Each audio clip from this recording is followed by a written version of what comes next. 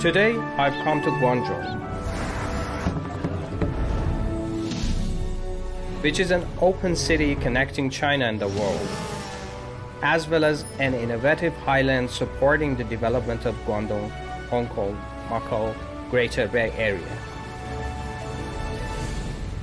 Innovation is a buzzword in China today.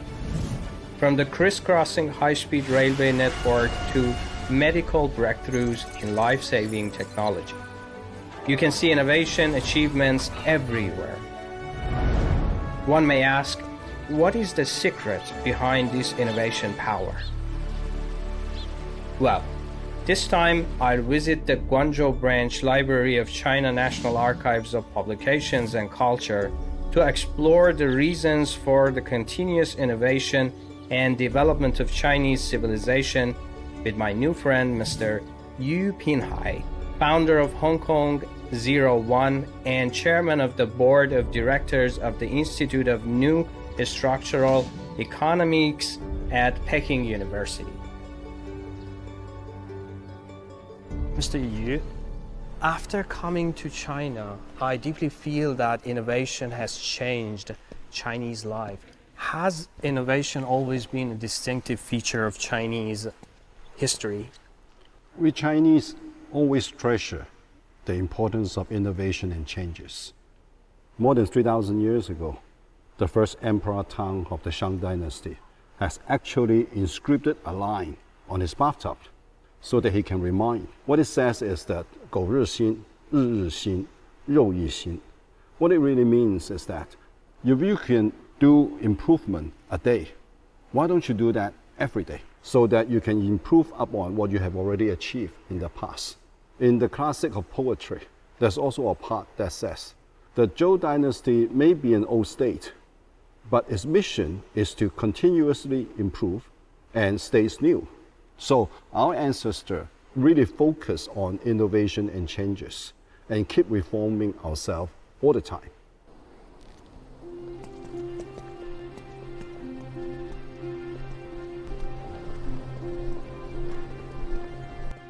The invention and popularization of the Chinese character is of great significance in Chinese history. About 2,000 years ago in the Han Dynasty, we invented paper. Later on in the Tang Dynasty, we also created the woodblock printing. About 1,000 years ago in the Song Dynasty, Bi Sheng, who created movable typing. Thereafter, the widespread use of Chinese character started. I studied in the Canadian University in late 70s. I attempted to publish a community newspaper in Chinese, but the local printing house cannot do anything for me because they don't have the similar kind of typesetting. Returned in Hong Kong in the 1980s. I worked in the newspaper. At that time, they were still using letterpress printing. This is like this kind of typesetting. I was the one that introduced computer typesetting to newspaper publishing in Hong Kong. And this helped enhance the efficiency extensively. But that is the beginning of the combination of the construction of Chinese character with computer technology. Innovation is a convergence of the grand abstract concept and the practical and daily use of it.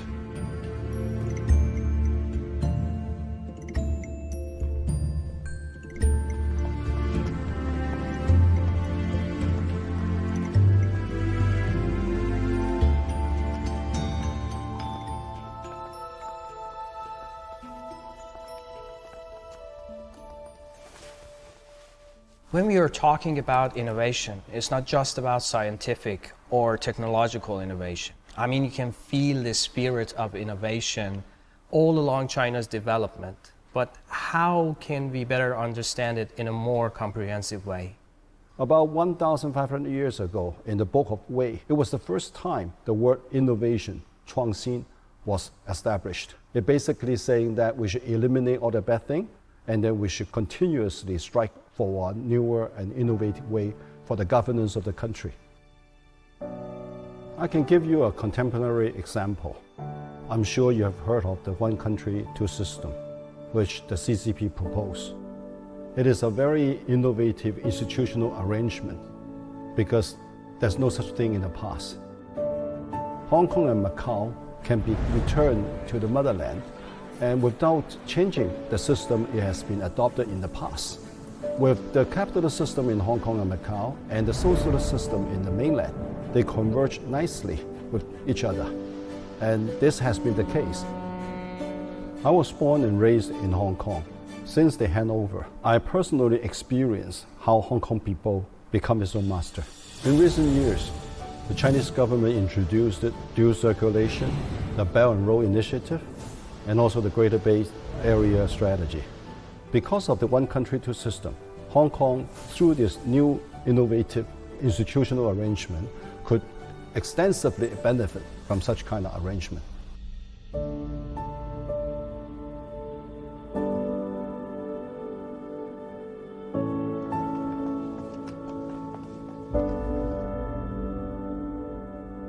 Just along the way, we've seen the development of China. What do you think is the most important impact of innovation of Chinese civilization on China's development path today? China was a feudalistic society, agriculture-based. It started to experience a lot of capitalist mode of production in the early day of in the 20s, in the 30s, at the late Qing dynasty. And we have difficulty to understand what is the city's proletariat, the workers, how do they join the system? We understand the peasants much more. So through this process, we find out that Marxism gives us a lot of new guidance on how to develop the country. But through this experience in the last 40, 50 years, we also find out historical tradition, the fine tradition of Chinese culture, plays a very important role, not only because the two ideas, the Chinese tradition thinking and also the Marxist thinking, they have a lot of areas are in common. Not only that, they very much fit into the society, into our history.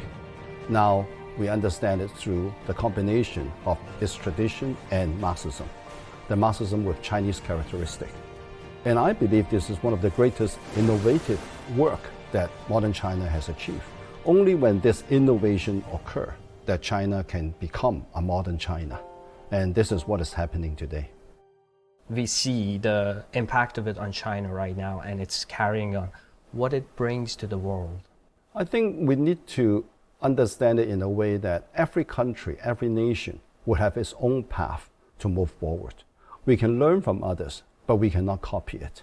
For example, in the West, they have experienced a lot of difficulties with financial trouble. They have a lot of difficulty with geopolitical conflict.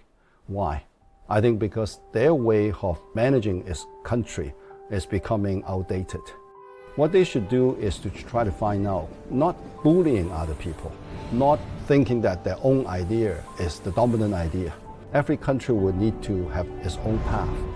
We don't intend to export anything in that arena, because exporting idea is a very difficult thing. We all have different culture, we all have different history, we have a very different way of living. So I think try to always thinking about adaptation, being inclusive, being open to new ideas. I think everybody knows how to be innovative as long as you don't trap yourself in dogma, trap yourself in certain imported thinking without making any changes to it.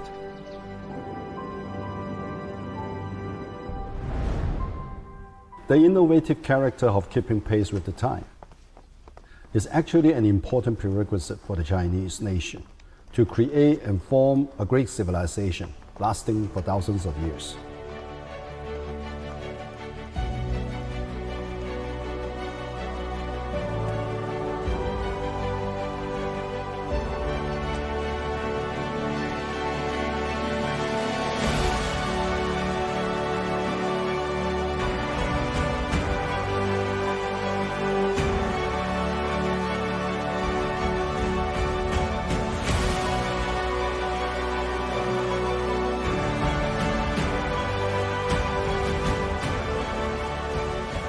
The world today is undergoing constant reforms, and China is at the forefront of this trend.